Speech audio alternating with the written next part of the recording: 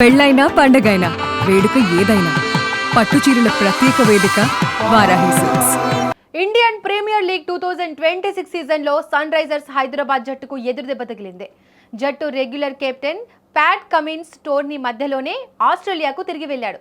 కొంతకాలంగా వేధిస్తున్న వెన్నునొప్పికి సంబంధించి చివరి వైద్య స్కాన్ కోసం అతను స్వదేశానికి పయనమయ్యాడు. దీంతో రాబోయే మరికొన్ని మ్యాచ్లకు కమిన్స్ దూరం కానున్నాడు. ఇక కోల్కతాలోని ఈడెన్ గార్డెన్స్ లో గురువారం కోల్కతా నైట్ రైడర్స్ పై సన్ రైజర్స్ విజయం సాధించిన వెంటనే కమిన్స్ ఆస్ట్రేలియాకు బయలుదేరాడు. ఈ స్కాన్ ను ముందుగానే ప్లాన్ చేసినట్లు క్రికెట్ ఆస్ట్రేలియా పర్యవేక్షణలో ఇది జరిగినట్టు తెలిసిందే. స్కాన్ పూర్తయిన తర్వాత ఏప్రిల్ 17న అతను తిరిగి సన్ రైజర్స్ జట్టులో చేరే అవకాశం ఉంది. ఈ లెక్కన కమిన్స్ మరో 2 మ్యాచ్లకు అందుబాటులో ఉండడు. గత యాషెస్ సిరీస్ తర్వాత కమిన్స్ ఒక్క మ్యాచ్ కూడా ఆడలేదు. ఇటీవల ముగిసిన టీ20 ప్రపంచ కప్ కు కూడా దూరమయ్యాడు. ఐపీఎల్ ఆరంభంలోనే కమిన్స్ ఆడలేదని స్పష్టం కావడంతో సన్ రైజర్స్ యాజమాన్యం ఇషాన్ కిషన్ ను కెప్టెన్ గా నియమించింది. కమిన్స్ గైర్హాజరులో మరికొన్ని మ్యాచ్లతో పాటు ఇషాన్ కిషనే జట్టును నడిపించనున్నాడు.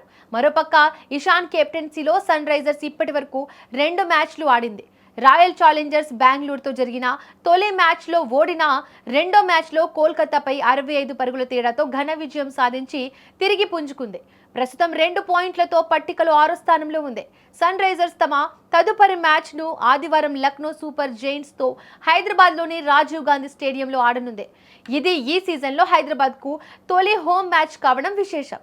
అయితే గత ఐపీఎల్ సన్ రైజర్స్ జట్టును ముందుండి నడిపించిన కమిన్స్ ఈ సీజన్లో ఇప్పటి వరకు ఒక్క మ్యాచ్ కూడా ఆడలేదు. దీనికి తోడు మరికొన్ని మ్యాచ్లకు అతను దూరం కావడం హైదరాబాద్ జట్టుకు పెద్ద ఎదురుదెబ్బే అని చెప్పాలి. ఎందుకంటే కమిన్స్ ఉంటే జట్టుకు కొండంత బలం. అటు బాల్తో చివరి ఓవర్లో బ్యాట్తోనూ రాణించగల శక్తి ఉన్న ఆటగాడు.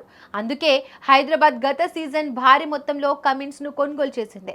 అయితే కమిన్స్ కూడా ఓనర్స్ తనపై పెట్టుకున్న నమ్మకాన్ని నిలబెడుతూ వస్తున్నాడు. అయితే గాయం కారణంగా దాదాపుగా ఈ ఐపీఎల్ సీజన్ కు దూరంగా ఉంటున్నాడు కమిన్స్. ఇది మొత్తం టీంకి లోటనే చెప్పాలి.